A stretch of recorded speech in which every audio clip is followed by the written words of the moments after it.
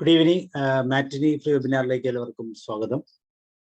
ഇന്ന് digital economy എന്ന് പറയുന്ന ഒരു വിഷയമാണ് നമ്മൾ കേൾക്കാൻ പോകുന്നത്. നമ്മുടെ സംസാരിക്കുന്നത് കണ്ണൻ സാറാണ്.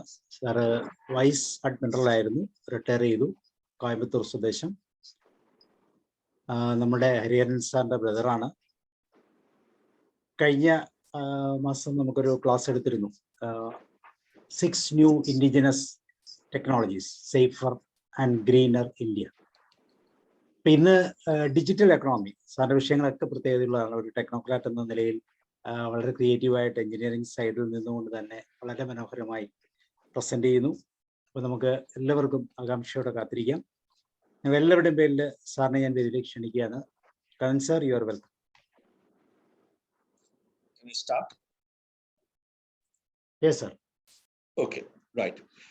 So good evening to everyone, and right at the outset, I thank Dr. Sabu for giving me yet another opportunity to share details of a very important topic, and the topic is about digital economy. Digital technology has become a part of our everyday life. It has actually disrupted our style of living compared to what it was 10 years back. Our communication has changed, our entertainment has changed, our professional interactions have changed. Even now, the way we maintain friendships, etc., everything has changed. Suddenly you find the whole world at your on your table through your laptop or mobile, and you're able to establish communication. Now, it is having an impact on the economy as well. So I'm going to speak about digital economy today. Some of you may be very familiar with the subject, but my aim is to bring it very simple for the understanding of all the people who are here in this webinar. I'll also touch upon how digital economy has evolved in India, how it has progressed in the last 10 years, and what is the future promises it holds for us. What would be its impact on our economy, on our country's GDP? So these are the issues which I'm covering in my presentation. I will upload my presentation now.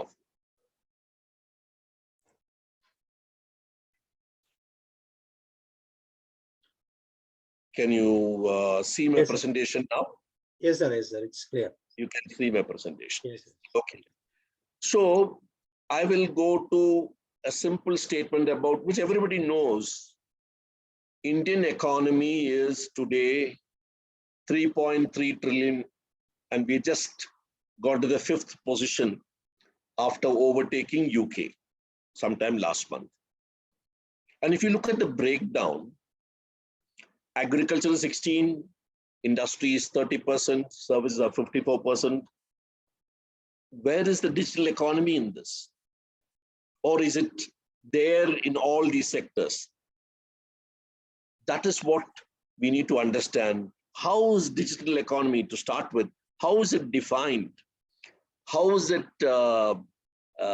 linked with activities in various sectors? So I will take you through this path first. So let's go to the next slide. So I will introduce that digital economy is omnipresent, as I mentioned earlier. It was known by many names earlier. It used to call internet economy. They used to call web economy. But now the term digital economy has come to stay world over. All organizations are calling it as digital economy. So digital economy, for benefit of you people, I've just broken down to 3 parts. One is digital infrastructure. In digital infrastructure, which is in blue color, you have the hardware, you have the software, you have people giving you consultancy, you're able to communicate with people. All these functions are a part of digital infrastructure. When you're utilizing this infrastructure for digital services, for e-governance, and also maintaining the entire network as a platform, that the transactions which take place there comes as digital economy level 1. But in level 2, which is in green color, it goes one step higher. There's e-commerce, which we all know, Amazon, Flipkart, etc. Then there is e-business, which is carried. Then there is precision agriculture, which is being followed these days. A lot of digital applications are coming into agriculture, by which the input amount of fertilizer, water, etc. are controlled by a program which basically depends upon the soil status after doing a study of the soil. And the industry side, there is Industry 4.0 applications, which are bringing in digital aspects into production, into design, into quality control, into safety, and so many aspects in the industrial activity. So digital economy, you can see it in 3 levels, but we look at the overall part of it at the economy level. But you need to understand there is infrastructure created, which has to be exploited by people for the services and also for industry, agriculture, business, etc. Now, digital economy pertains, as I mentioned earlier, to economic outcomes of digital transaction. It is not just making payment. You may be making payment, that is the financial part. You may be applying for a driving license and getting it. That may be the administrative part of it. You may be applying for leave and getting it approved. That is another example, simpler example. It is used for governance.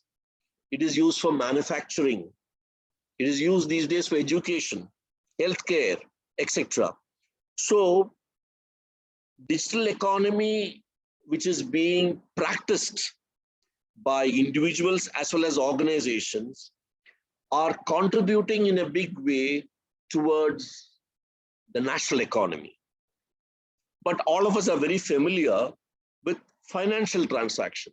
So what happens in a financial transaction? Very briefly, I'll just tell you, when you do a financial transaction, time is saved for the customer. Otherwise, you would be doing it by going to a bank or going to an ATM.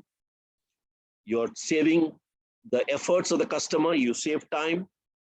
Productivity is improved for financial institutions because you find in a fixed amount of time, more transactions take place. It is cashless, so less currency notes are required. So the amount of currency notes required to be printed and distributed is less. There is transparency as you follow a standard procedure of predetermined rules, and there is traceability, which is very helpful while you're doing accounting and auditing. So every time you do a digital transaction, financial transaction, these are the benefits. Same is the case with administrative transaction, in that point number 3 may not be there. It is not cashless transaction. That may not be applicable, but you don't have to go and meet a person personally to do the job. It is a faceless transaction. And these sort of transactions benefit the individuals as well as the organizations, and therefore the society and the nation, which brings savings to us and increases our productivity. But there is no common measurement for digital economy. This is as per OECD, this is the Organization for Economic Cooperation and Development. There is no fixed way of measuring digital economy. How much is digital economy? How much percentage does it contribute Does it form a part of our global GDP or national GDP? But there are some reports say it is 15%. But it is not measured on a uniform scale, which is applicable across the globe.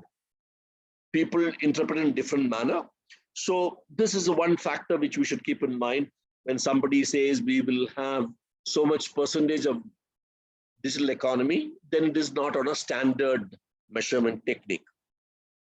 The other factor is digital economy is always associated with capital expenditure. You have to set up infrastructure. It could be computers, it could be softwares operating in it, it could be fiber optic connections, it may be networks, it may be, and so many people required for making sure all these things work. So there are operational expenses and capital expenses. This is something which we have to remember, that it does not happen just like that. You have to invest some money to benefit out of this technology. And the expenses in setting up a digital infrastructure or digital systems are, as I mentioned earlier, hardware. There is software required for cybersecurity and various authorizations. There's maintenance required for monitoring as well as making sure redundancies are available. Energy is required for keeping all these digital systems active 24/7. It is round the clock, it has to operate, and therefore there's a standby supply required. All this entail to investment. And digital transactions can then take place 24/7. They are cost effective only if the volume of transaction is very high. If the volume of transaction is low, then they are not cost effective. You don't break even, you lose money. So instead of enabling the economy, you will be actually spending more than what returns you get. So the most important aspect is you have to ensure the volume of transactions have to be high, which means it has to be popular. That is the catchword. People have to accept that we can utilize this digital transaction as a safe, reliable, speedy, and trustworthy transaction. So benefits of digital economy are, I'll just quickly go this point. There is higher cash velocity. I'm using a technical term. That means if, let's say there are 50 of us having 2 lakhs of cash with us, but we use only digital transaction, the cash is not moving. But the cash is moving only digitally, and the physical cash is not moving. So you have a higher cash velocity in the digital domain. Physically, currency notes are not exchanged much, which means you can print less currency notes. And in our country, we have to import paper, which is required for building, printing currency notes. We have to even import the ink. So less imports of ink and paper, less printing. Another advantage is whatever transaction you do, it leaves a trail in the digital domain. So therefore, transactions are more white and less black. It's an advantage. Slowly, slowly, it will become more white, and black reduces, diminishes. Since they are in the digital domain with a trail, the tax base gets widened. People's transactions come under preview of the authorities, and therefore the transactions are taxable. So the number of people paying tax will increase, and we become a tax compliant society. And of course, the government will collect more tax and more revenue for whatever other programs they want to do. So if digital economy is practiced, all these benefits are there. And the more volume of transactions you do, all this will improve. Velocity becomes higher, printing is less, more white, wider. Every benefit will become further strengthened when the volume goes up. So the challenge is that you have to make it popular and make the volume of transactions very high. So what does the government do, or what has the government done?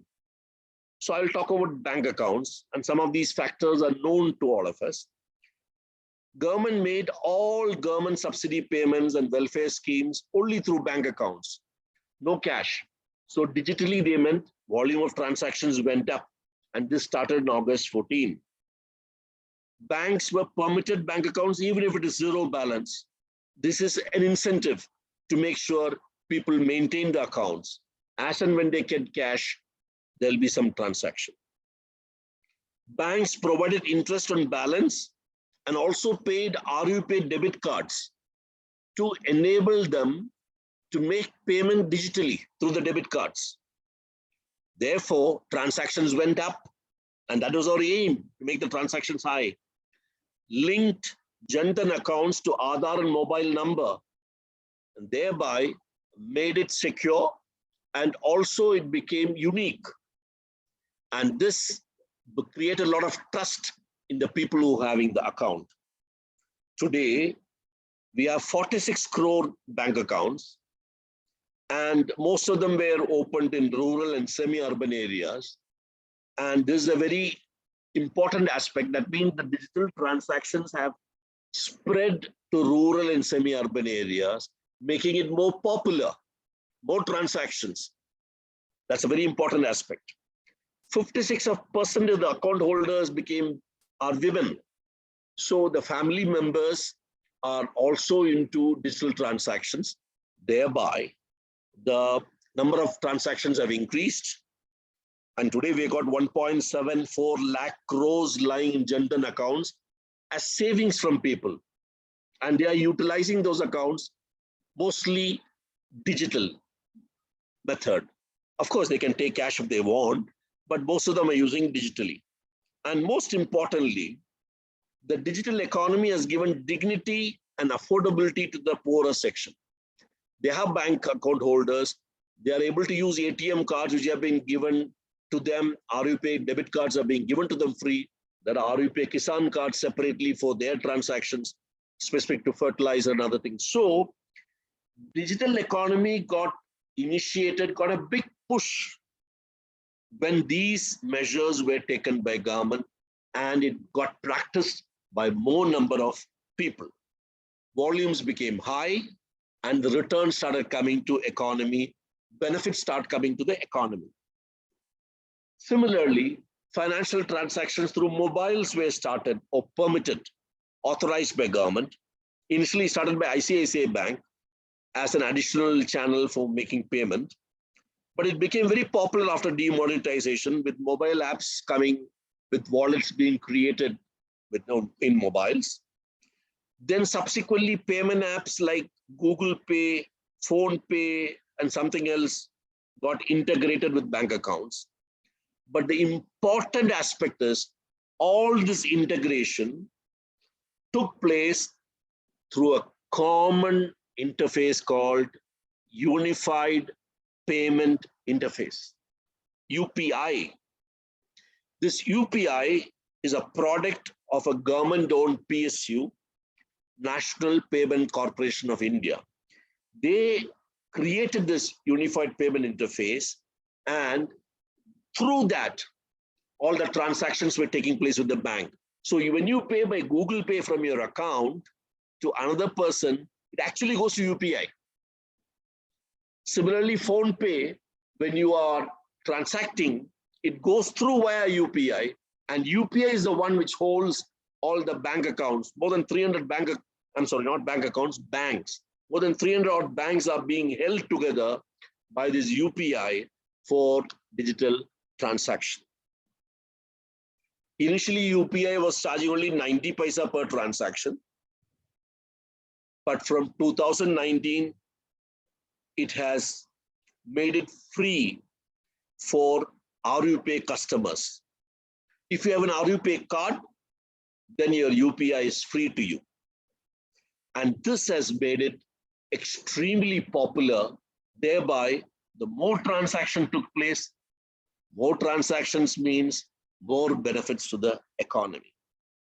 Now, as we speak today, UPI has made it totally free.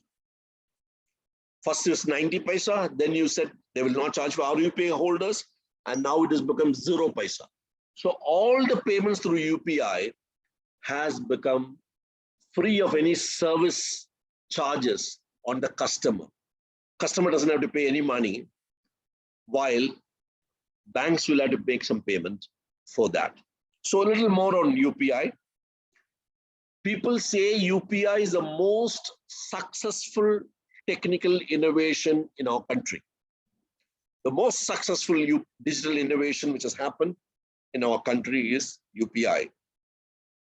It is safe, efficient, accessible, inclusive, interoperable, and internationally popular. I'll talk more about it as we go along. And it operates on a push-pull concept. You can send money and you can seek money. I'm sure some of you must be already knowing it, but in case you don't know it, I'll just show you a picture. You have a payer and you have a payee.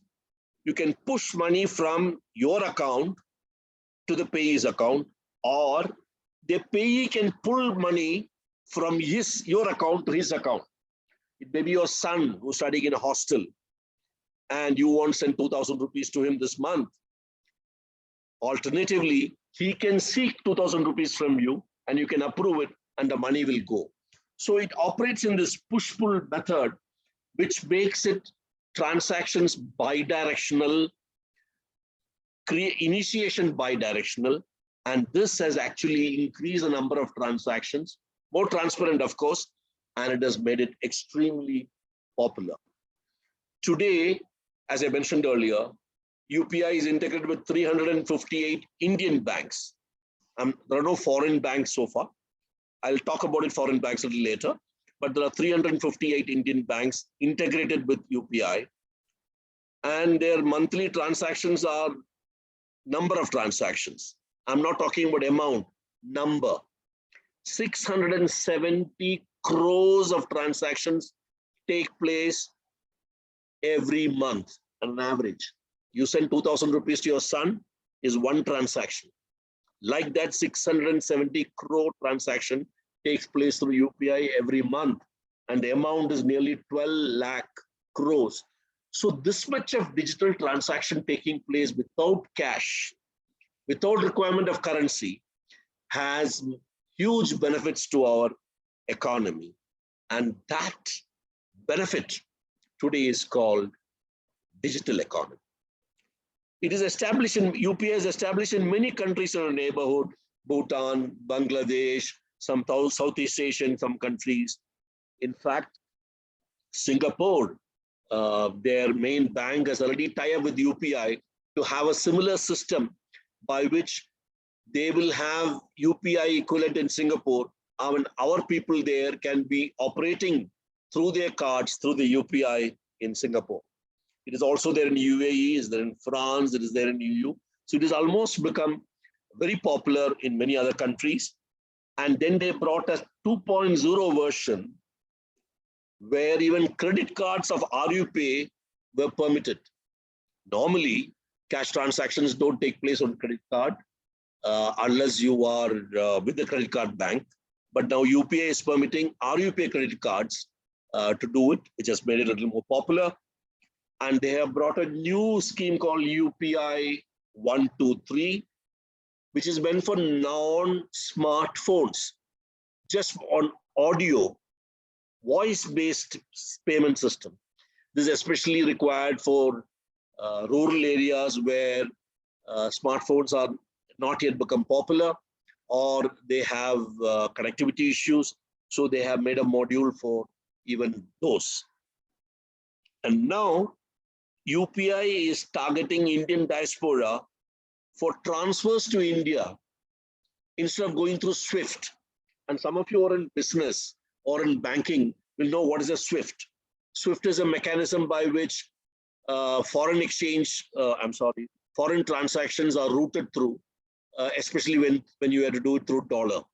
So now, and they charge you money for every transaction.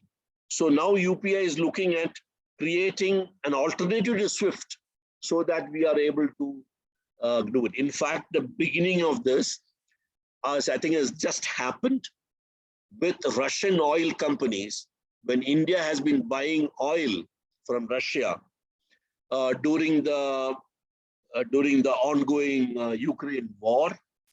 Many of the transactions, recent transactions, have taken place through Indian banks, avoiding SWIFT and thereby the sanctions of US. It's another topic for discussion. So I will just stop it here on UPI. You can see the UPI has been a very, very successful innovation in our country. So I'm sorry, am I still presenting it? Did the presentation go off? No, sir, there is some problem. Has a presentation gone off? Yes, yes, yes. No presentation now. Now presentation is not there? Yeah, it is not there, sir.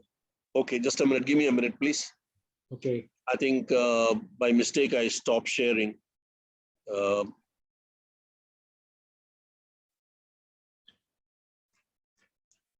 Give me a minute.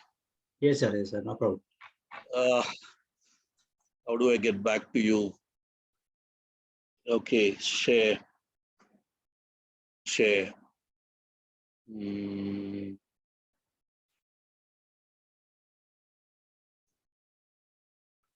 Are you able to see? No, no, it's coming, not coming, sir. Not coming? Not coming. Share screen. Okay, now? Now it's coming. Yes, yes. Sorry for the interruption. No problem. Okay. Okay, it's fine. So, so UPI we already seen, and we have gone through the slide. So now today's digital payments in India, the total number, I'm not talking the amount, number, 40% of world's payments, digital payments are made in India. You can see 2022 figures. Compared with China, we are more than double of China. And in 2025, we'll be very close, 3 times of what's happening in China. China is the next number 2. Number 1 is in India. USA is there. You can make your own conclusions. So digital payments in India, the amount may not be very high, but people are practicing digital payments. Number of transactions are high. Digital infrastructure is getting utilized, and that is adding to our economy. If you look at this, in 2005, only 3% was digital and 92% was cash. In 2020, it is almost 60-40 and is expected it'll be 40-60 in 2025. So we are very close to 50-50 now in 2022. It is 50% cash. I'm talking the amount, and 50% digital. So it's a great transition which we have made. Black is becoming less, white is becoming more. If you look at the UPI, which I talked about earlier, the UPI utilization is much more than credit cards and debit cards, as you can see. This has become very, very popular through the apps which are on your mobile. So all your Google Pay, Phone Pay, they all go through UPI. Now, I just want to touch upon the RuPay card facilities very briefly, because this is one of the important measures the government has taken to popularize it. It was launched in March 12 and got popularized through Jan Dhan accounts, as I mentioned. Today, there are 60 crore people who are having RuPay cards. And the credit card got issued in 2017 and got later linked with UPI, as I told you. Most important, in Jan 20, RuPay stopped any service charges, which is called merchant discount rates. It is free. This has become so popular as compared to Visa and MasterCards. Visa and MasterCards, which are otherwise popular earlier, now suddenly find RuPay is not charging any money on the user. Therefore, the number of RuPay transactions are more than that of Visa and Master. but the government has compensated NPCI by giving 1,300 crores for the loss due to above discount. And more importantly, RuPay card has become now popular abroad as well.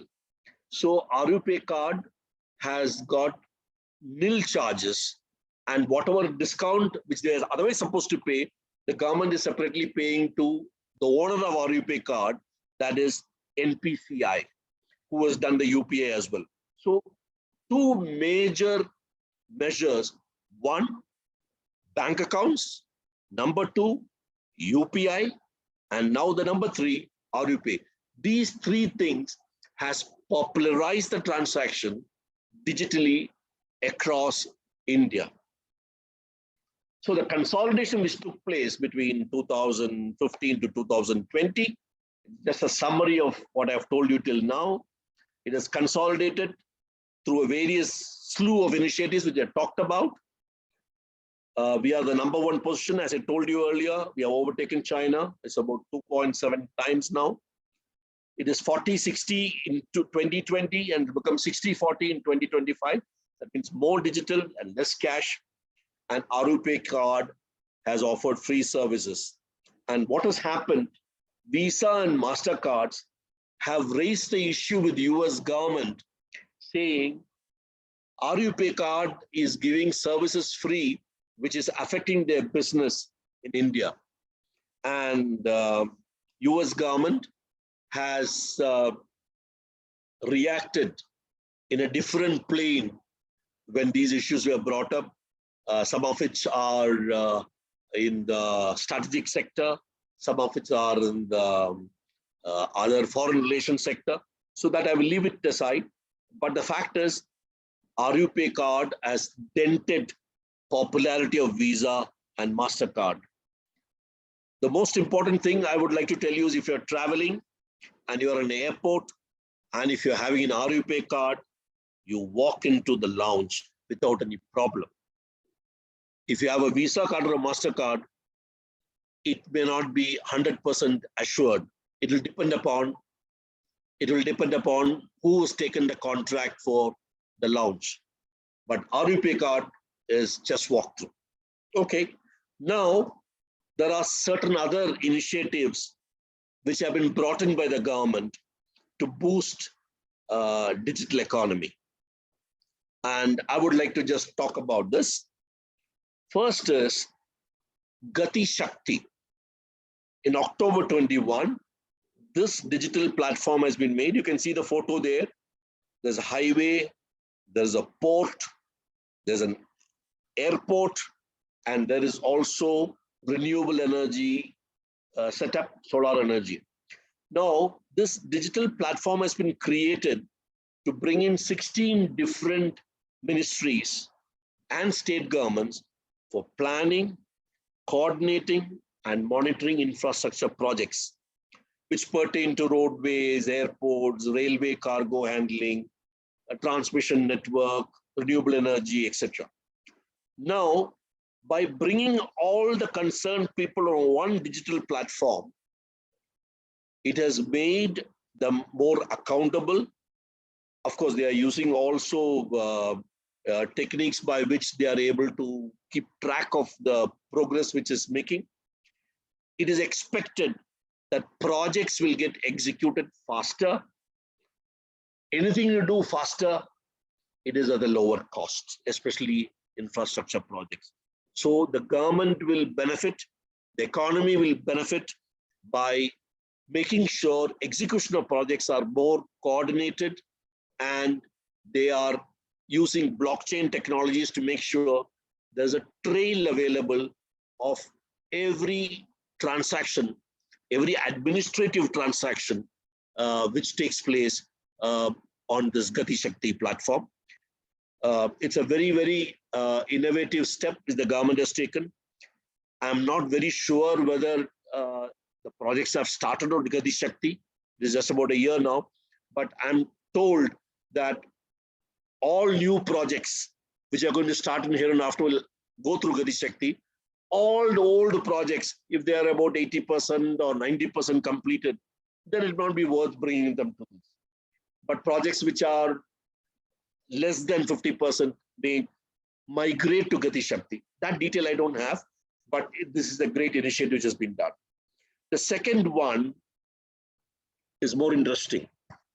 It's called ULIP, Unified Logistic Interface Platform. This was released in July 22. Today in India for exports, 13 to 14% cost is on logistics, while in the rest of the world, it is around 7%. It is not that they're using digital and we are using less digital. No, our procedures of export clearance, customs clearance, port clearance, a clearance from some other administrative department, all these are in islands. They are all in separate platforms, and one has to go from one platform to another very often by paper and not digitally. They're all having individual digital setup, but the final approval comes in paper, and you take that paper, put another 10 set applications and go to customs. Customs will give some approval, you take that and then go to port. So to bring all the people on a unified logistic interface, government has launched this digital service for road, rail, and waterways transportation. It has been launched by this multi-mode transportation, custom clearance, as well as port clearance. Everything will take place through this, and is expected our exporters will have a less cumbersome process and thereby save costs, save time, and of course save a lot of money which otherwise they spend on giving as service charges to people. All those they will save, and we will be able to encourage more exports. And please remember, more exports means more GDP. That's straightforward one-to-one relation. So if you can increase exports by reducing the cost internally spent by the exporters, then the chances of getting more exports and increasing the economy is assured. The next one, I don't know how many of you know about this ONDC. It has been launched in 5 cities, and one of them is in Coimbatore in December 21 by Department of Promotion Industry. Now, this is essentially to promote local merchants who are manufacturers who have products which they can put on a digital platform. And this digital platform will be accessible by, of course, the local population, as well as whoever is on ONDC. Essentially, it is to reduce the monopoly of big players like Amazon, Flipkart, etc. Today, Amazon and Flipkart buys from a merchant or buys from a manufacturer who doesn't have a digital platform of his own. He's not that rich. Amazon buys it and sells it to you and charges some money. Now, there's an ONDC network created by the government by which the local manufacturer can go to ONDC, sell the same item, and perhaps get more money than what he was getting from Amazon. And the customer also will be able to buy it at a lower cost than Amazon. So these services, delivery services, as well as the item cost have been unbundled, and the customer can choose from whom he wants and how the item should be delivered to him. It's a great initiative. It's the first 1 year of trials. In 5 cities it has been started, and I presume this will pick up and it will spread to other cities all over. I said 5 countries, I'm sorry, 5 cities, and it will expand to other cities as well. The last initiative, you must have read in the papers. Digital currency is coming. As per budget, they're supposed to come in FY 22-23. So RBI is going to introduce a digital rupee. It's a legal tender. Don't confuse with Bitcoin. this digital rupee will be a legal tender guaranteed by RBI. So what will happen if Dr. Sabu has got 5 lakhs in his bank and he finds he is not requiring that much of money in the cash, then he can convert, let's say, 2 lakhs of that 5 lakhs into digital rupee. He will create a wallet of 2 lakhs and RBI will put 2 lakhs digital rupee in his wallet when you give 2 lakhs check to him, RBI. So it is no more in physical domain. It is available to you as a digital rupee, and you can make payments from the digital rupee to another person who's also got a digital rupee account. So what happens is you don't have to transact. First of all, there's definitely cashless, which is also common with digital currency. But there's another advantage. All these transfers take place through blockchain technology. It's a common book in which all the entries are made. So wallet to wallet, entries are made in the common account. The banks are not involved now. RBI can monitor the trail, but your Indian bank or SBI or some other bank is not involved. You've got a wallet from RBI and you can pay, Dr. Sabu can pay through that wallet to another person who's having an RBI wallet. So with the result, the services of bank will get cut a little bit. Of course, they will lose some money as well. And the bank also will have some less cash with them. I'm told that if the bank has got deposits worth X crores, they're supposed to keep a percentage of that by way of cash, or they are permitted to hold it, and that they can give some loans, this, that, etc. Now, when bank has gone away, when you go to digital rupee, the bank is having less money in Sabu's account. And therefore, what will happen is banks will have a reduction of cash with them, and their ability to give loans will get constrained. This is a disadvantage of digital rupee. There could be some more disadvantages. It is not yet rolled out, but I am told RBI is going to roll out in 2 phases. First, they will give digital rupee option to people who have got current account, who got very high deposits with their banks, who have got high withdrawal levels. So they will give it to those corporate people. And phase 2, a little later, after studying this new system, how it will fan out, they will give it to retailers. Retailers means people like you and me. We can also have a digital rupee account with the RBI.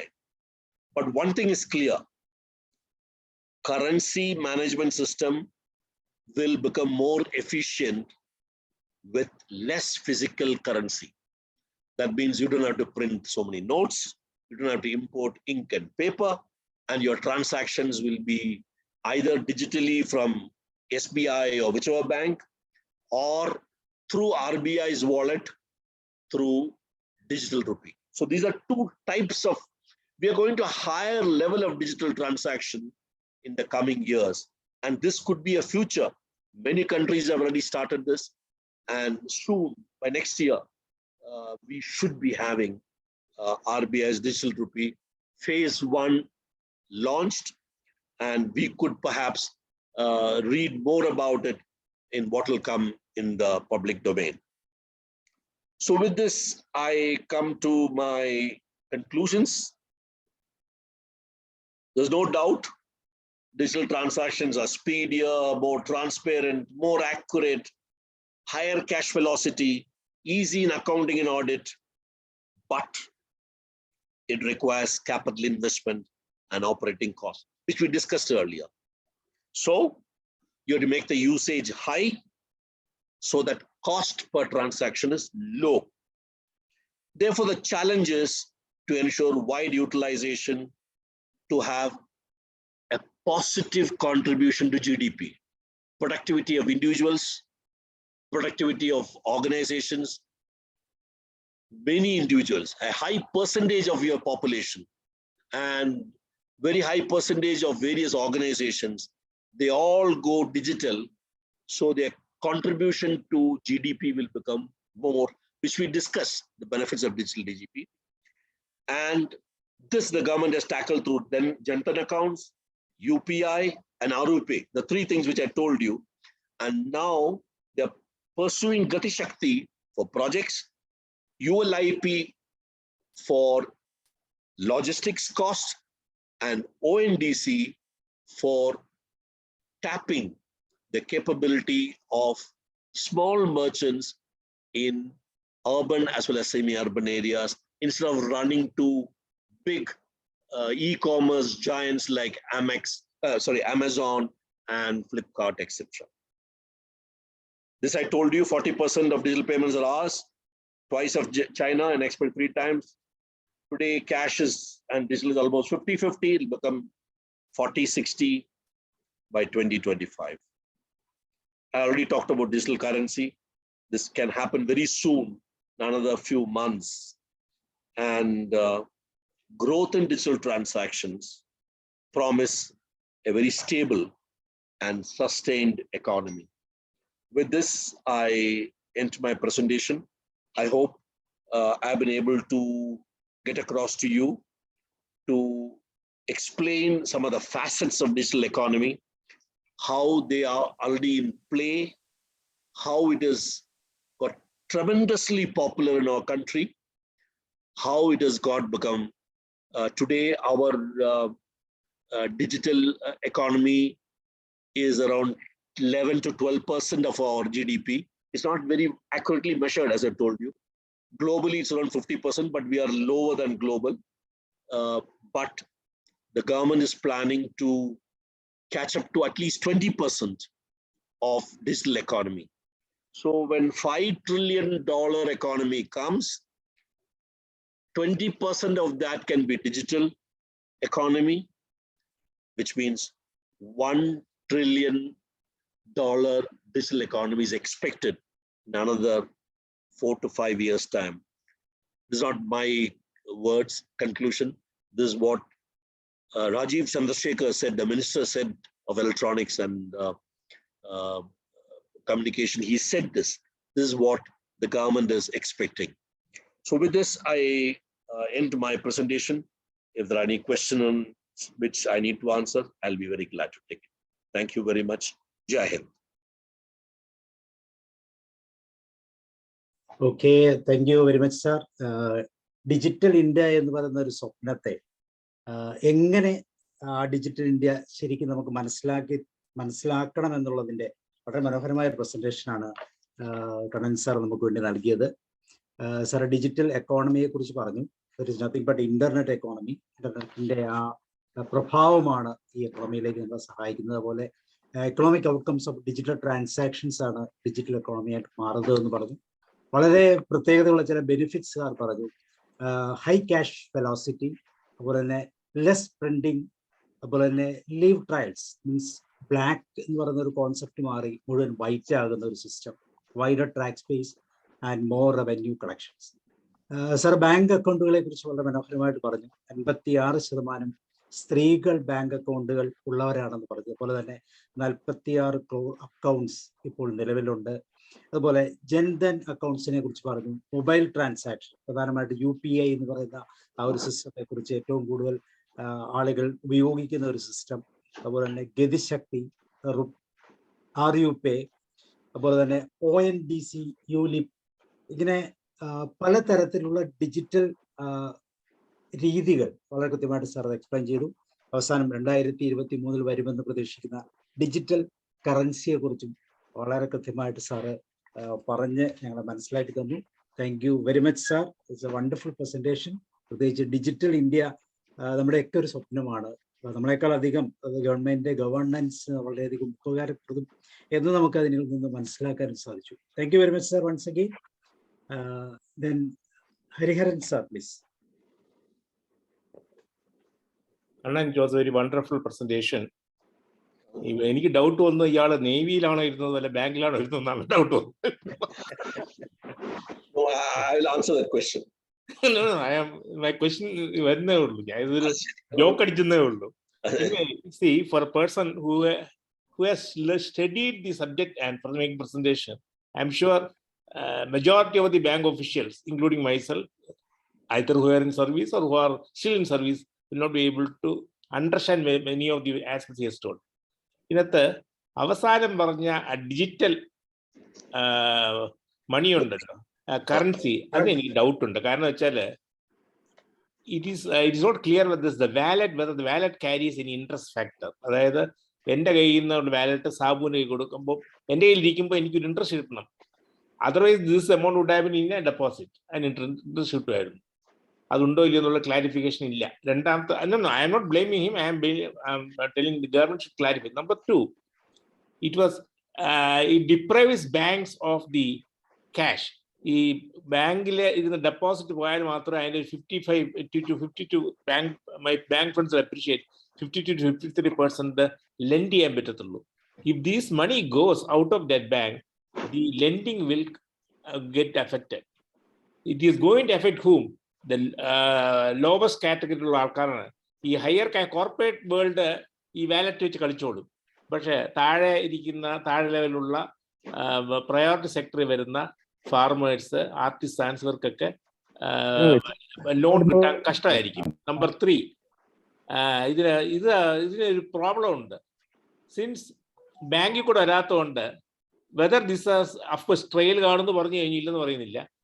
നിങ്ങളുടെ balance sheet present ചെയ്യുമ്പോൾ, ഒരു കമ്പനിയുടെ balance sheet ചെയ്യുമ്പോൾ, if indulges in digital wallet transaction, അത് how it will get affected എന്നുള്ളത് കാണേണ്ട. Of course government ഇത് conceive ചെയ്ത ആൾക്കാർക്ക് ഇതിന് ആൻസർ കാണില്ലെന്ന് ഞാൻ പറയുന്നില്ല. പക്ഷേ ഇത് ഈ ക്ലാരിറ്റി, ഈ 3 എൻ്റെ ലിമിറ്റഡ് നോളജിലും ലിമിറ്റഡ് എക്സ്പീരിയൻസിലും ഞാൻ പറയുന്നത്, ഇങ്ങനെ 3-4 പക്ഷേ ഈ ലോവർ കാറ്റഗറി ആൾക്കാർക്ക് ലോൺ കിട്ടാതായി പോകുന്നത്, അത് will affect the economy, no doubt. And നമ്മുടെ ഏറ്റവും വലിയ ബാങ്കിങ്ങിന്റെ സക്സസ് എന്ന് വെച്ചാൽ, it is catering to, unlike other banks in other countries, in Western countries, it caters to the lowest category ആൾക്കാർക്കാണ്. ഈ ഫാർമേഴ്സ് ആയാലും ആർട്ടിസൻസ് ആയാലും അതേ ഉള്ളൂ. Otherwise it is a wonderful presentation. അത് അഫ്കോഴ്സ് ഞാൻ പറഞ്ഞ കാര്യങ്ങൾക്ക് he is not responsible. He has only told what has been launch and government may take further views on this. കാരണം ഇങ്ങനെ ഇത് തരും, ഇത് എക്സ്പെർട്സിന് അടുത്ത് പറയുമ്പോൾ അവർ ചോദിക്കാതിരിക്കത്തില്ല. ഇതൊക്കെ thank you very much. Thank you. I'll just respond to 2 parts of it. As far as digital rupee is concerned, there are pros and cons, which you have highlighted.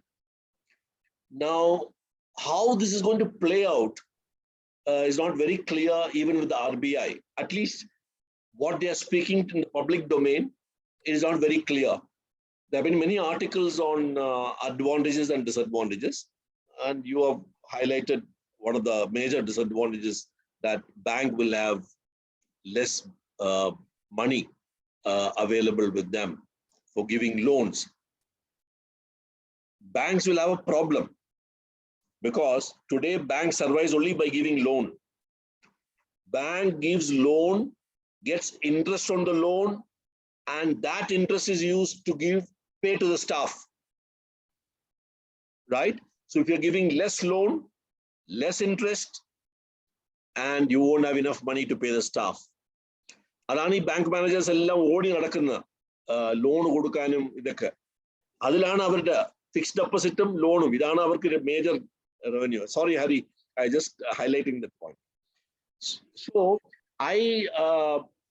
I agree with Hari that the basic explanation of banking is accepting deposit for lending. നമ്മുടെ Somasundar sir ചോദിച്ചാൽ പറയാം, അതിന്റെ definition അതാണ്. So I agree with that. So there are some gray area, lots of gray areas on digital rupee, but as a part of digital economy, this will come, or when it comes, it'll be another step forward, right? So in my presentation, I just want to end with digital rupee, that this may happen very soon. Maybe it'll happen only for some corporates. Maybe it'll happen only for some people having bank accounts worth more than so many crores. I'm going to think it may happen something like that, but I'm not very sure whether it'll get down to retail level, at a lower level, it'll happen soon. So let us see how it happens. I will tell you, for example, crores of Karotpadi Kanangilum. Karotpadi, the amount it should have been kept in fixed deposit will go to the ballot. So that's not available to bank. It affects the bank. Other, of course, implement government So as I see it, nobody can force you to open a wallet by rule. Dr. Sabu, go and open a wallet. Nobody can tell you. Number one. Number two, nobody, even if you open a wallet, nobody can tell Dr. Sabu, put 5 lakhs minimum there. They may not. So whether you want to migrate to digital rupee for your business transactions or your professional convenience, etc., is to be seen. This is a game which has to be understood. And people like me and Hari are, apart from the fact that he's a banker by profession, we are at the lower strata of this hierarchy. I can take another question.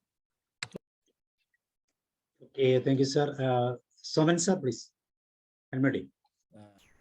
Namaskaram, Kannan sir. Yeah. The very systematic and marvelous presentation. As far as I am concerned, it is a new area I have to venture upon. പിന്നെ ഇതിൽ sir ഒരുപാട് research നടത്തിയിട്ടുണ്ട് എന്ന് എനിക്ക് മനസ്സിലാക്കാൻ സാധിച്ചു.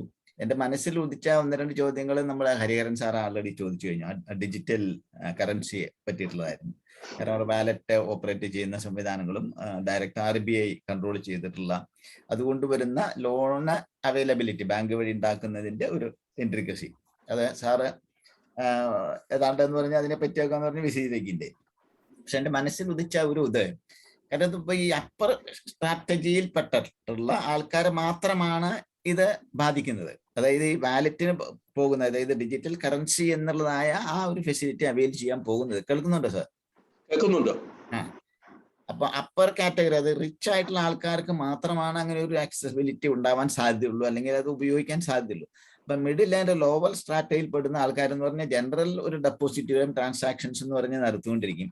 അപ്പൊ ഒരു മേജർ ലെവലിലുള്ളതായ ഒരു ഇമ്പാക്ട് അല്ലെങ്കിൽ ബാഡ് ഇമ്പാക്ട് നമ്മുടെ ബാങ്ക് സെക്ടറിൽ ഉണ്ടാവാൻ സാധ്യത ഇല്ലെന്നാണ് എൻ്റെ ഒരു അനുമാനം. എത്രമാത്രം ശരിയെന്ന് അറിഞ്ഞുകൂടാ.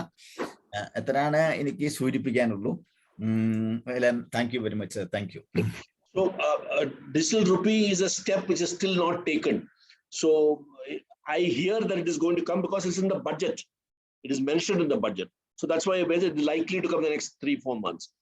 So, and there's some gray area on this. I want to, Sabu, I want to answer the question asked by Beena, my classmate, of course. Sure. She's put the chat box. Yes. Beena? Beena may not be there. But she has asked, who's bearing the cost of digital transaction now? So, the digital transaction cost today is borne by, depending upon what type of transaction it is. So it is borne by the bank. The customer also bears some cost of it. When you use Google Pay, you pay some service charges. And the banks also make some service charges. The UPI may not be charging anything. They are only routing it free of charge. So who is bearing it? There is some cost which is being borne by institutions which are supporting the digital payment. But from the national economy point of view, an individual spends very much time in making a payment in a non-digital manner, while he saves a lot of time in making digital. So his productivity has gone up. He's saving time. He doesn't have to go to bank. He's saving on petrol to go to the bank. He's not using his vehicle. His own organization or the bank is also happy that transaction has come and gone without, it is following a standard procedure. The bank is almost transparent to it. Otherwise, there'll be one accountant, one person, somebody else engaged in it in almost infructuous work. Today, it looks infructuous. 10 years back, 15 years back, we thought it was a great work being done. by someone depositing a check and making a payment, etc. So the benefit is to be seen at productivity level, and I already listed the various other benefits of digital transactions. So Beena, cost of digital transactions today, partially a token charge is there on customer. There is some charge on the institutions because they also have to support their schemes. And as I told you earlier, higher the number of transactions, lower is the cost per transaction. So if you make it very popular, if Google Pay becomes very popular, then Google Pay will charge less in service tax, less service charges on people. I think I hope I have answered your question. Now I can take another question. Thank you, Kannan. എല്ലാവരും charge ചെയ്യുന്നില്ല, ചിലതിനൊക്കെ ഉള്ളൂ charge. എല്ലാവരും charge ചെയ്യുന്നില്ല, Google പേക്ക് ഉണ്ട്, അങ്ങനെ ചിലതിനൊക്കെ ഉള്ളൂ. ഇപ്പൊ തന്നെ. Thank you. Sorry. എല്ലാത്തിനും ഒരുപോലെ ചാർജ് ചെയ്യാറില്ല, ചിലതിന് മാത്രമേ ചാർജ് ചെയ്യാറുള്ളൂ. If it is beyond particular level of rupee, if it is dealing with so and so bank, etc., അങ്ങനെ കുറെ charges ഉണ്ട്. If you do more than 5 times a month, they'll charge you in some phone pay or Google Pay. It varies from app to app how much you utilize. But I suppose if you have a higher number of volume, the cost per transaction is, he may charge you. Nowhere it says he can only charge you cost.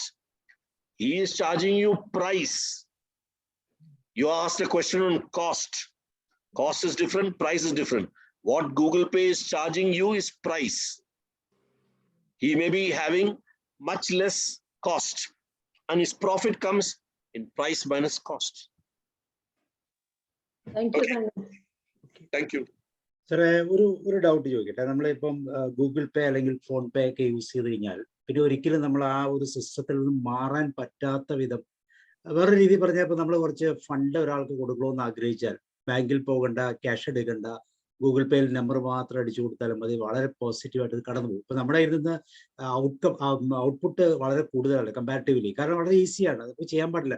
നമ്മുടെ മനസ്സാക്ഷി കോൺഷ്യസ്നെസ്സിൽ നിന്ന് ചെയ്യാൻ പറ്റത്തില്ലയോ എന്നൊരു ചോദ്യമൊന്നും വരുന്നില്ല. There is no other way എന്നൊരു question വരുന്നില്ല. പക്ഷെ എന്തുകൊണ്ടാണ് ഇന്ത്യയെ പോലുള്ള ഇതുപോലത്തെ ഒരു സിസ്റ്റം നമുക്ക് ഇൻഡിജിനസ് ആയിട്ട് ഉണ്ടാക്കാൻ പറ്റാത്തത്? നമുക്ക് സ്വന്തമായിട്ട് എന്തുകൊണ്ട് ഗൂഗിൾ പേ ആശ്രയിക്കുന്നു? അതിന് പകരം ഇന്ത്യക്ക് ചെയ്യാൻ പാടില്ല. Google Pay is an app. That app has been made applicable in one particular format for Android phones and one particular manner for iPhones. Who are the designers of iPhone and Androids? They're all abroad. We're not designing mobile phones in India. We're only manufacturing mobile phones in India. But the software comes from abroad. Maybe our own people are sitting there to do the software. So if you have to make an app for corresponding to this, obviously the phone company will decide, the Google as well as the Android and iPhone along with Google, they will decide how it has to happen, and then they will look at it. Can you make an app for your phone, for a phone which is on this financial transaction? I'm not very sure whether the wherewithal is there with all the people in India. I'll give an example which I spoke last time. This is regarding GPS. Now, we want GPS to be replaced by Navik. If you remember, Yes. navigation through Indian constellation. If you want to install that app on a phone, Android based or iPhone based, then somebody has to sit and design the software for the GPS to be taken away and Navik to come. Now, it has to have some sort of acceptance by the phone company as well. He may pose some problems. He may cooperate. He may charge some money for it. I don't know. But the fact is, since it is not a fully Indian product, we may have some difficulty to do it. But the fact is UPI, which has tied all the Indian banks together. After all, finally the money has to go from an Indian bank account. Not Indian bank, one bank in India. So UPI has, which is a PSU, with the government's blessings, has tied all the banks together. They will only talk to UPI. So when you want to transfer Google from your phone, it goes to UPI. From UPI, it comes to your bank. Then it goes to the other bank to deposit the money. Then UPI tells that back to you. Then it tells Google Pay, I've transferred the money. So Google Pay is only a front end. Behind Google Pay is UPI, which has got all the banks with him, all the Indian banks with him. Yes, sir. Okay. Hariharan, sir, something to... ഞാൻ അത് ഒന്നുകൂടെ simplify ആയിട്ട് പറയാം. നമ്മുടെ ടിക്ടോക്കിനെ ban ചെയ്ത് ഓർമ്മയുണ്ടോ? ഒരു 2 വർഷത്തിന് മുമ്പ് അതിന് കൂക്കു എന്ന് പറഞ്ഞിട്ടൊരു സാധനം ഇറക്കി. പോപ്പുലർ ആയില്ല, ഒരു ഫോണിൽ വരുന്നില്ല, കൂക്കു പോയി. അതൊന്ന്. പിന്നെ നമ്മുടെ സ്വിഗ്ഗിയിലും സൊമാറ്റോയിലും നമ്മൾ ഓർഡർ ചെയ്യുന്നുണ്ട്. ഈ സ്വിഗ്ഗിക്കും സൊമാറ്റോയ്ക്കും നല്ല percentage, more than 30 to 40% business കിട്ടുന്നത് ഇന്ത്യയിൽ നിന്നാണ് കിട്ടുന്നത്, അല്ലേ? ഇവിടെ അതുപോലൊരു പ്ലാറ്റ്ഫോം ഉണ്ടായിരുന്നെങ്കിൽ ഈ പണം ഒന്നും ഈ പണമൊക്കെ പോകുന്നത് ചൈനയിലാണ് പോകുന്നത്, സ്വിഗ്ഗിയുടെയും സൊമാറ്റോയുടെയും. സോ ഓൾസോ വിത്ത് ഇപ്പൊ നമ്മൾ സംസാരിക്കുന്ന ഇത് സൂം, നമുക്കൊരു പ്ലാറ്റ്ഫോം തുടങ്ങി. പക്ഷെ അൺഫോർച്ചുനേറ്റ്ലി നമ്മൾ ടെക്നോളജിയില് നമ്മള് China is able to do it, Swiggy, China is able to do Zoom, China is able to do Zomato, but നമ്മൾ വളരെ മിടുക്കന്മാരാന്ന് പറഞ്ഞ് ആൾക്കാർ അക്സെപ്റ്റ് ചെയ്യാനും നമുക്ക് ചെയ്യാൻ പറ്റുന്നില്ല. പിന്നെ നമ്മൾ അതിനുള്ള ഈ പറഞ്ഞ പോലെ ആൻഡ്രോയിഡ് ഉള്ള ഫോൺസ് ഒന്നും നമുക്ക് ഉണ്ടാക്കാൻ പറ്റുന്നില്ല. അത് വന്നു കഴിഞ്ഞാൽ ഇന്ത്യയുടെ പകുതി, ചൈനയുടെ പകുതി ബിസിനസ് ഇന്ന് പോയി എന്നാണ് എന്റെ വിശ്വാസം. I think it may happen. I'm sure some startups are working on this and they'll be able to venture into this. വലിയൊരു ഫീൽഡാണ് ഇത്. ഫോർ എക്സാമ്പിൾ സ്വിഗ്ഗി സൊമാറ്റോ ദിവസം എത്ര ആൾക്കാരാണ് പോകുന്നത്? തിരുവനന്തപുരം പോലെ ചെറിയ സിറ്റി തന്നെ ഒരു 100-150 കുട്ടികളെങ്കിലും ഡെയിലി എൻഗേജ് ആണ് അങ്ങോട്ട് കൊണ്ടുപോകാൻ. Just see all over India.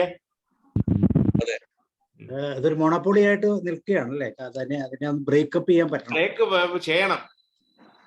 അത് പോയാ നമുക്ക് കോൺഫിഡൻസ് ഇല്ല. അവിടെ ഓർഡർ ചെയ്യാൻ നമുക്ക് ഊണ് കിട്ടുമോ നമുക്ക് അറിഞ്ഞൂടാ, കാശ് പോകും. സൂമിന് ഇക്വലന്റ് ആയിട്ടുള്ള ഒരു പ്ലാറ്റ്ഫോം നമ്മളൊരു സ്റ്റാർട്ടപ്പ് ഉണ്ടാക്കിയിട്ടുണ്ട്. പക്ഷെ അത് ഓപ്പൺ ആവുമെന്ന് പറഞ്ഞിട്ട് എനിക്കറിയില്ല, ഗവൺമെന്റ് സപ്പോർട്ട് ചെയ്യാത്തതുകൊണ്ടാണോ? പക്ഷെ ശരിയായില്ല അല്ലേ? അല്ല, അത് ഇറ്റ്സ് വർക്കിംഗ്. പക്ഷെ ഇതുപോലെ മാസീവായിട്ടുള്ള ഒരു എന്താ പ്രൊസീജിയറും അതുപോലത്തെ ചൈനയില് വാട്സപ്പ് ഇല്ലല്ലോ, ചിറ്റാറ്റല്ലേ ഉള്ളൂ, അവരുടെ ചാറ്റല്ലേ ഉള്ളൂ. അതുപോലെ ഫോഴ്സ് ചെയ്യണം ഇന്ത്യയില് കൂക്കുവേ ഉപയോഗിക്കാവൂ എന്നൊക്കെ പറഞ്ഞാലേ കാര്യം നടക്കത്തുള്ളൂ. Yes, Abdul Rahim sir, please. Yes. മറ്റേ കൂക്കു BSN മാതിരിയാണ്. കണക്ടിവിറ്റി, ഇൻഫ്രാസ്ട്രക്ചർ, സ്പീഡ് ഒന്നുമില്ലെങ്കിൽ ആളുകൾ എയർടെല്ലും ഐഡിയും ജിയോയിലൊക്കെയാണ് എടുക്കുന്നത്. ഈ സ്വിഗ്ഗിയിലും മറ്റേ ഇതിലൊക്കെ ഓർഡർ ചെയ്യുന്ന ആൾക്കാരൊന്നും BSNL കൂടി അല്ല ചെയ്യുന്നത്. കാരണം BSNL വരെ സ്പീഡില്ല, പിന്നെ നെറ്റ്വർക്കിംഗ് ഇല്ല. ബാങ്കിൽ ചെല്ലുമ്പോൾ ചിലപ്പോൾ ബാങ്കിൽ നെറ്റ്വർക്ക് ഇല്ല, അങ്ങനെ നിൽക്കുന്ന കാണണം. ATM നെറ്റ്വർക്ക് ഇല്ല. ഞാനിപ്പോ ഇവിടെ യൂണിവേഴ്സിറ്റിയിലുള്ള വൈഫൈ ഉണ്ട്, എല്ലാം ഉണ്ട്. ഏത് നോക്കുമ്പോഴും നെറ്റ്വർക്ക് അല്ലെങ്കിൽ പിന്നെ നെറ്റ്വർക്ക് ഇല്ല. വന്നിട്ടാണ് ഓർഡർ ചെയ്യാൻ. അത് പ്രൈവറ്റ് ആണ്,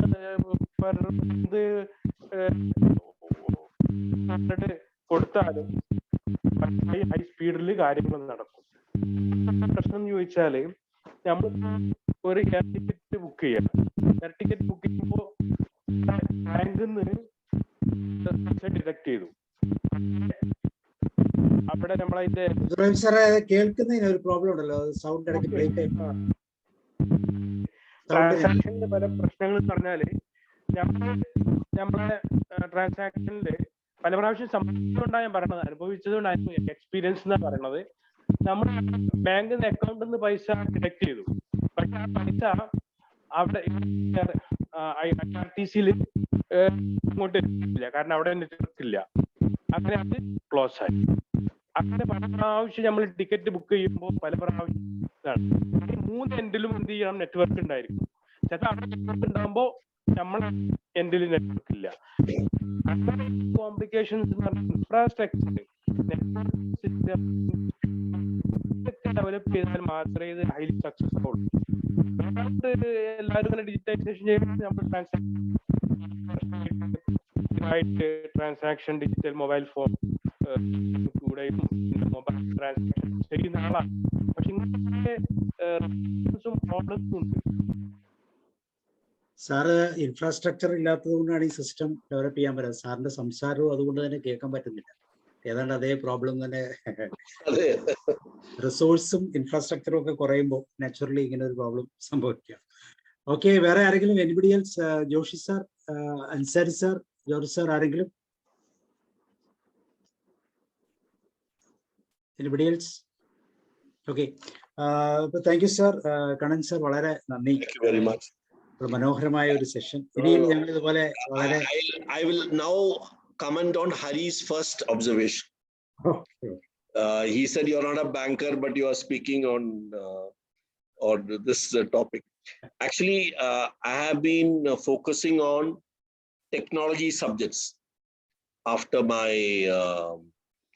stint in corporate and before that in the Navy. Now I am just sticking. That's why I speak on topics which are of interest, which have got an impact on economy, which has got an impact on security, which has got an impact on safety, how technologies can be utilized. I spoke some time back on Industry 4.0. I spoke on some resources which we are not fully utilizing in our country. I think it was another webinar on ocean resources. So my area of interest is aspects, technology subjects, and this. And I thought digital economy is something which many people have some idea. And if I put 6 people together, they don't have a common idea of digital economy. Different people have different understanding of digital economy. So I wanted to bring to the attention of your group so that they have an input from my side saying this is what digital economy means and how it has progressed in our country and how it will progress further. So I thank you once again, Dr. Sabu, for giving me this opportunity. Perhaps we'll meet again. എനിക്കൊരു request ഉണ്ട്. Coming to my mind. Sir, എനിക്കൊരു request ഉണ്ട്. Sir industry 4.0യും ഇപ്പൊ അതിന്റെ ആ പുതിയ റെവല്യൂഷനിലേക്ക് നീങ്ങിക്കൊണ്ടിരിക്കുകയാണ്. അതിനെക്കുറിച്ച് അതുപോലെ നാനോ ടെക്നോളജിയെ കുറിച്ചും ഒരു ടോക്ക് തരുമായിരുന്നെങ്കിൽ വളരെ സന്തോഷമായിരുന്നു. Okay, I will offhand I can't say. Okay, but every talk, as Hari said, it calls for a lot of research. Yes. Calls a lot of preparation. And you're not speaking from your acquired basic knowledge. You have to acquire fresh knowledge and then talk about it. But I will noted your point regarding Industry 4.0 and nanotechnology. I'll keep it in mind. Okay, Dr. Sabu, can I leave? Sure, sir. Okay, thank you very much. Bye. Okay, thank you, sir. Thank you. Okay, വേറെ ആർക്കെങ്കിലും എന്തെങ്കിലും പറയാനുണ്ടോ? ആരുമുണ്ടായിരിക്കുന്നത് എന്താണ്? ഇത്രയും technology based ആയിട്ടൊരു class ഒക്കെ വന്നിട്ട് ഒരു അപ്രീസിയേഷൻ പോലും പറയാതെ പോകുന്നത് എന്താണ്? അപ്പോൾ എനിക്കൊരു സംശയം ഉണ്ടെന്നല്ല, അതാ ഹരിഹരൻ സാർ ആദ്യം തന്നെ ചോദിച്ചു. അതായത് ഡിജിറ്റൽ വാലറ്റിലോട്ട് പോകുന്നുണ്ടുള്ള ചെറുകിടക്കാർക്കുള്ള അഡ്വാൻറ്റേജ്, എന്തെങ്കിലും അഡ്വാൻറ്റേജ് ഉണ്ടെങ്കിൽ ഡിജിറ്റൽ വാലറ്റിലോട്ട് പോയിട്ട് കാര്യമുള്ളൂ. ട്രാൻസാക്ഷൻസ് ഉണ്ടെങ്കിൽ അഡ്വാൻറ്റേജ് ഉണ്ടാകും. ട്രാൻസാക്ഷൻസ് നമുക്ക് ഇപ്പോഴും നടത്താൻ പറ്റുന്നുണ്ട് അല്ലാണ്ട് തന്നെ. അപ്പൊ ഈ ഡിജിറ്റൽ വാലറ്റുകളുടെ അഡ്വാൻറ്റേജ് എന്താണെന്ന് അറ്റ്ലീസ്റ്റ് ഇൻട്രസ്റ്റ് എങ്കിലും വേണം. അറ്റ്ലീസ്റ്റ് കാണും സാർ, അത് എന്തെങ്കിലും ഒരു ഓപ്ഷൻ കാണും. അല്ലെങ്കിൽ അത് പോപ്പുലൈസ് ചെയ്യുന്നില്ല. മൊബൈലൈസ് ചെയ്യണമെങ്കിൽ അങ്ങനത്തെ ഒരു ഓപ്ഷൻ കാണും. പിന്നെ അത് ഈ പറയുന്ന പോലെ ഇപ്പൊ നമുക്കറിയാം, ഈ കൊറോണയുടെ സമയത്താണല്ലോ ഇങ്ങനെ ഒരു ഡിജിറ്റൽ കമ്മ്യൂണിക്കേഷൻ അപ്പൊ ഞാനതാ പറഞ്ഞത്, ഗൂഗിൾ പേ നമ്മൾ ഉപയോഗിച്ച് കഴിഞ്ഞാൽ പിന്നെ നമ്മൾ ഒരിക്കലും അതിനെ വിട്ടു പോകത്തില്ല. മാറിയില്ല. ഇപ്പോഴും ആളുകൾ എത്ര പേര് ഗൂഗിൾ പേ ഉപയോഗിക്കാതെ ശരിക്കും സ്ട്രെസ്ഡ് ആകുന്നു. പക്ഷെ ഉപയോഗിക്കുന്ന എന്നെ പോലുള്ളവർക്ക് ഒത്തിരി പൈസ നഷ്ടമാകുന്നുണ്ട്. കാരണം വളരെ ഈസി ആയിട്ട് ഫണ്ട് ട്രാൻസ്ഫർ ചെയ്യാൻ പറ്റും. അപ്പൊ നമ്മൾ മറ്റൊന്നും ചിന്തിക്കാതെ ട്രാൻസ്ഫർ ചെയ്ത് പോകും. സ്റ്റേറ്റ്മെന്റ് ഒക്കെ അവസാനമല്ലേ നോക്കുന്നത്, ആവശ്യങ്ങൾ വരുന്നതനുസരിച്ച്. അതൊക്കെ നമ്മൾ ഓൾറെഡി ചെയ്യുന്നുണ്ട്. ഇപ്പൊ ഡിജിറ്റൽ വാലറ്റ് എന്നുള്ള സങ്കല്പം എന്താണ്, അത് ആണ് മനസ്സിലാക്കേണ്ടത്. ഡിജിറ്റൽ വാലറ്റ് കുറച്ചുകൂടെ ഹയർ എമൗണ്ട് കൈകാര്യം ചെയ്യാനേ അത് ഉപയോഗിക്കുള്ളൂ. അതോ സാധ്യത അതിനായിരിക്കും അല്ലേ ഹരിഹരൻ സാർ? അങ്ങനെയല്ലേ ഹരിഹരൻ സാർ? കേൾക്കാമോ? അഡ്മിറ്റ് എന്താ അല്ല, വാലറ്റ് ഉപയോഗിക്കുന്നതിന്റെ അതിനകത്ത് ഒരുപാട് എൻ്റെ ഇതിൽ ഒരുപാട് അപ്രിഹെൻഷൻസ് ഉണ്ട്. അതായത് ഇത് മെയിൻ സ്ട്രീമിൽ വരുന്നില്ല. കാരണം വെച്ചാൽ ഫോർ എക്സാമ്പിൾ നിങ്ങളൊരു കോർപ്പറേറ്റ് ഓഫീസ് നടത്തുകയാണെന്ന് വെച്ചോളൂ, ബാലൻസ് ഷീറ്റ് ബാങ്ക് വഴി പോകുമ്പോഴാണ് നിങ്ങൾക്ക് ഓഡിറ്റ് ചെയ്യാനൊക്കെ പറ്റുന്നത്. ഈ വാലറ്റ് ഓഡിറ്റിംഗ് കൊണ്ടോ നമുക്കറിയില്ല. പിന്നെ പല ട്രാൻസാക്ഷൻസും റെക്കോർഡ് ചെയ്യാതെ പോകാൻ സാധ്യതയുണ്ട്. ഇപ്പം നമ്മള് ഗോൾഡ് വരുത്തുന്നു, ഗോൾഡ് വാങ്ങിക്കുന്നു, വാലറ്റിങ് കൊടുത്താൽ പോരെ. അതിന് എന്താ കൊടുത്ത നമുക്ക് അറിയില്ലല്ലോ, എന്തിനാ കൊടുത്തെന്ന്. ഞാൻ ഒരു 5 കോടി രൂപ ഒരാൾക്ക് ട്രാൻസ്ഫർ ചെയ്തു, വാലറ്റ് എന്താ നടന്നത് നമുക്കറിയാനില്ല. Purchase of land. പക്ഷെ അതൊക്കെ ഇൻട്രൊഡ്യൂസ് ചെയ്യുന്ന മുമ്പ് ഗവൺമെന്റ് വിൽ ടേക്ക് ഇൻ. അതൊക്കെ ലൂപ്പ് ഹോൾസ് ഒക്കെ അടച്ചിട്ട് ചെയ്യത്തുള്ളായിരിക്കും. പക്ഷെ ഇനിഷ്യലായിട്ട് എന്തെങ്കിലും പ്രോബ്ലം വരും. ഇത് definitely it will affect the banking transaction. Because നമ്മുടെ ഇന്ത്യൻ ബാങ്കിന്റെ ഏറ്റവും വലിയ strength lending to the lower section ആണ്. അതാണ് പണ്ട് ഇന്ദിരാഗാന്ധിയുടെ ഏറ്റവും വലിയ കോൺട്രിബ്യൂഷൻ ആണ് 1969 നാഷണലൈസ് ചെയ്തത്. അത് ഇത് വാലറ്റ് കൾച്ചർ വരികയാണെങ്കിൽ സാധാരണക്കാരന് ബാങ്ക് ഫിനാൻസ് കിട്ടത്തില്ല. He'll again go back to the money lender. ആണ് എന്റെ പേടി. കാരണം ഇന്ന് ഈ സാർ ഇപ്പൊ പറഞ്ഞ ഈ കോൺസെപ്റ്റ് ഇന്ന് ബാങ്കുകൾ കൂടുതൽ യൂട്ടിലൈസ് ചെയ്യുന്നില്ല. അവർ ഫണ്ട് കളക്ഷന് വേണ്ടി ഒത്തിരി പൈസ സാധാരണക്കാരിൽ നിന്ന് പിരിച്ചെടുക്കുന്നില്ലേ? കമ്പാരിറ്റീവ്ലി നമ്മുടെ സർവീസ് ചാർജ് എന്ന തലത്തില് വളരെയധികം ഫണ്ട് ബാങ്കുകളൊക്കെ പ്രോഫിറ്റ് ആയല്ലോ കമ്പാരിറ്റീവ്ലി. അതല്ല ഈ സർവീസ് ചാർജിന്റെ ബേസിസിലല്ലേ കൂടുതൽ സർവീസുകൾ. ഇപ്പൊ ബാങ്ക്സ് ഒക്കെ കൂടുതൽ ഇൻകം വരുന്നത് ബാങ്കിങ് ട്രാൻസാക്ഷൻ കൊണ്ടല്ല, ഇൻഷുറൻസ് പ്രോഡക്ട്സ് വിറ്റിട്ട്. നിങ്ങളെല്ലാം ഏത് ബാങ്ക് നോക്കിക്കോളൂ, they will be selling on insurance policy. ഏതെങ്കിലും ഇൻഷുറൻസ് കമ്പനി ടൈപ്പ് കാണും. ഫോർ എക്സാമ്പിൾ എൻ്റെ ബാങ്ക്, ഇന്ത്യൻ ബാങ്ക്, HDFCയുടെ കോർപ്പറേറ്റ് ബാങ്ക് ഇതാണ്, ബാങ്കാണ്. അവരുടെ ഇൻഷുറൻസ് പ്രോഡക്റ്റ് വിൽക്കുക. അത് വിൽക്കുമ്പോൾ കാശ് കിട്ടും. ഇങ്ങനെ നോൺ ഇൻട്രസ്റ്റ് ഇൻകം ആണ് കൂടുതൽ കിട്ടുന്നത്. അതിൽ ഇൻട്രസ്റ്റ് ഇൻകം ഒന്നും കിട്ടുന്നില്ല. ഇതുപോലെ സർവീസ് കൊടുക്കുക. ആക്ച്വലി ബാങ്കിന്റെ ഇൻട്രസ്റ്റ് പ്രോഫിറ്റ് വരേണ്ടത് ഔട്ട് ഓഫ് പ്യുവർ ബാങ്കിങ് ട്രാൻസാക്ഷനാണ് വരേണ്ടത്. അത് ലെൻഡിങ് കൊണ്ടാണ് വരേണ്ടത്. അതാണ് പണ്ടായ കൺസെപ്റ്റ്. ഇപ്പം അതൊന്നും കിട്ടത്തില്ല. അതുകൊണ്ടാണ് banks are resorting to the non banking like sales of insurance, വേറെ സർവീസ് കൊടുക്കുക. പിന്നെ ഇപ്പം ബാങ്കിൽ തന്നെ ആൾക്കാർ പോയി വെളിയിൽ പോയി ക്ലാസ് എടുക്കുക. ഫോർ എക്സാമ്പിൾ കുറെ എക്സ്പേർട്സ്, സീനിയർ ആൾക്കാരാണ്, നല്ല എക്സ്പീരിയൻസ് ആൾക്കാരാണ് ക്ലാസ് ഒക്കെ എടുക്കുന്നവര്. അവരെ വേറെ ബാങ്കിലേക്ക് അയക്കും, ക്ലാസ് എടുക്കാൻ വേണ്ടി അയക്കും ഫോർ എ ചാർജ്. ഇതെല്ലാം ചെയ്യുന്നുണ്ട്. പക്ഷെ ഞാൻ ചോദിച്ചതെന്നു വെച്ചാൽ നമ്മള് പഴയ കാലഘട്ടത്തെക്കാൾ കൂടുതൽ ആളുകൾക്ക് അക്കൗണ്ടുകളുണ്ട്. ഇപ്പൊ 46 അക്കൗണ്ട്സ് അവൈലബിൾ ആണ്. അപ്പൊ അതിന്റെ വരുന്ന 1 രൂപയുടെ ചാർജ് പോലും പ്രോഫിറ്റബിൾ ആകുന്ന ഒരു സിസ്റ്റത്തിലേക്ക് വരികയാണ്. കാരണം നിങ്ങൾ ഒന്ന് മനസ്സിലാക്കണം, 100 രൂപ ബാങ്കിൽ കിട്ടുകയാണെങ്കിൽ അതിൽ 52 രൂപയെ ലെൻഡ് ചെയ്യാൻ പറ്റില്ല. 48 രൂപ നിങ്ങൾ CRR SLR എന്ന് പറഞ്ഞുകൊണ്ട് വെക്കണം. അപ്പം അഫ്കോഴ്സ് അതിനെ റിസർവ് ബാങ്ക് ഓഫ് ഇന്ത്യ 2% 3% പലിശ കിട്ടും. പക്ഷേ നിങ്ങൾ 100 രൂപ വാങ്ങിക്കുന്നത് ഇപ്പോഴത്തെ റേറ്റിൽ 8% 7%-ാണ് പലിശ വാങ്ങിക്കുന്നത്, പലിശ പബ്ലിക്കിന് കൊടുക്കുന്നത്. അതിൽ 48% പോയി കഴിഞ്ഞാൽ 48 രൂപ, പിന്നെ 52 രൂപ വെച്ചാണ് ലെൻഡ് ചെയ്തിട്ട് you have to meet your commitment to ഇത് കിട്ടിയാണ് ബാങ്കിന് പ്രോഫിറ്റ് എസ്റ്റാബ്ലിഷ്മെന്റ് ചാർജസ് ബാക്കിയൊക്കെ നടത്തേണ്ടത്. ഇത് അത്ര എളുപ്പമുള്ള കാര്യമൊന്നുമല്ല അത്. Okay, thank you sir. അപ്പൊ നാളത്തെ ക്ലാസ് നമുക്ക് my life and my learning നമ്മുടെ ജോഷി സാറിന്റെ. ജോഷി സാർ പറയൂ. ജോഷി സാർ പറയൂ. കൊള്ളാം, സന്തോഷം. നമ്മുടെ കൈക്കകത്ത് ഒതുങ്ങുന്ന ഒരു സംഗതിയല്ല ഇന്ന് കേട്ടോണ്ടിരുന്നത്. എങ്കിലും കേൾക്കാൻ വളരെ താല്പര്യമുണ്ടായി.